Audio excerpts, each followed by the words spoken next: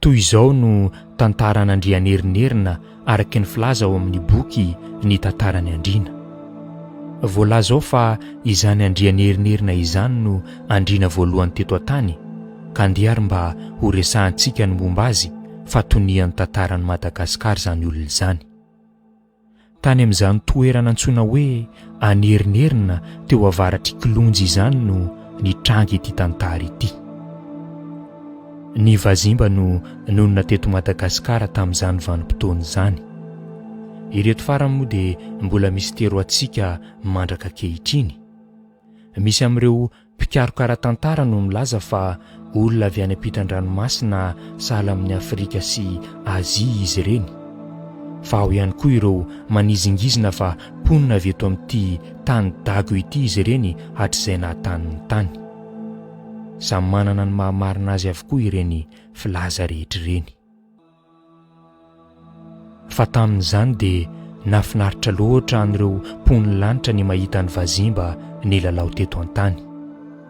Tsy arakaraky ny maha olon-dia azy izy ireo fa dia nanan-tsaina mpamorona sy herim-batana mpanangana. Teo indrindra no naneho faniriana ny hiaraka hikorana aminy ilay zanak'Andriamanitra lahy. Dia nosokafan'ilay mpahary ary ny lanitra ka indro nidina avy tany ilay zanany lahy narahany feo avo hoe: iny zanako iny te hilalao miaraka aminareo. Aza mba hakekena ondry izy iny fa tsy ho manondry ny zanako. Tsy mba toy ny ranon'ny kiopamony vazimba ka hoe tonga namana vao miamavo, fa toy ny rano madio any anala ka raha tonga namana dia ravoravo. Noraisin'izy ireo ho isan'ny sakaiza tiany ilay zanahary lahy ka ny fampizara manta sy ny masaka taminy. Kanefa izao no ny fanarahana. Rehefa mazava ihany ny andro vao miara milalao amin'ny vazimba ilay zanahary lahy, fa rehefa hariva mody masoandro kosa dia mody any amin-drainy izy. Ny saonjo iray lohasato koa tsy ilaozan'izay amarara. Nisy fotsy fanahy teo anivon'ireo vazimba ka nanirevi-petso hoe: ndeha ho tanana tsy hody any an-danitra intsony ilay io, hoy izy niantso ilay zanak'Andriamanitra ka ho fahanantsika henondry. Nahery moa ny fisariana ka tsy vitsy no nirorona dia nanaiky hanao volongita mifandray tendro taminy.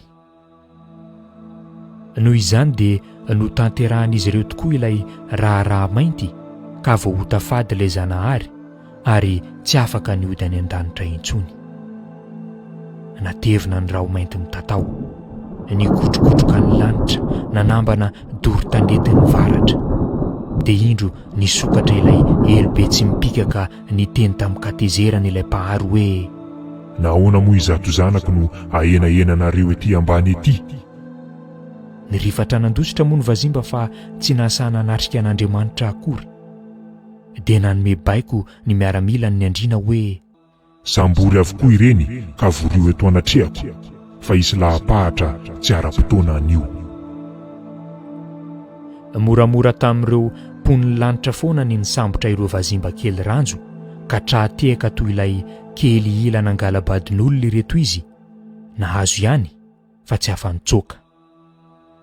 Dia ny fompoana ny valuarika nampalahelo ny vazimba fa nanantena ny heloka ibaboana mody rariny. Indrisy efa tapa-kevitr'Andriamanitra. Teo ampananganana ny tanany Isaac baratra iny indrindra rainy no nandohalika tampoka teo anatrehany ilay zanany be indrafo. Aoka rerikako fa dia ho fohinao ho foana ve ity tany ity ka ho zary kianja filalaovan-dambo amin'ambo? Entitra dia entitra tokoa izao zanahary izao kanefa masika be ronono. Tsy mikapoka mba handatsakaina akory, fa mikapoka kosa satria ny sasy tsy marary tsy mananatra. Izao ary no izy, hoy Andriamanitra. omeko safidy anareo, na ianareo hanompo an'io zanak'io, na ny ainareo no fitsorako. Dia niteny ny solotenan'ireo vazimba hoe: aleonay tompoko manasina an'io zanakao io toy izay hamoy ny ainay. Dia namaly indray Andriamanitra hoe: andrianerinnerina no anaran'io zanak'io, Ko manomboka masonandro anio dia izy sy ny taranany no andriana mitondra anareo. Dia izany hono no niaviany andriana voalohany teto an-tany. Angano arira.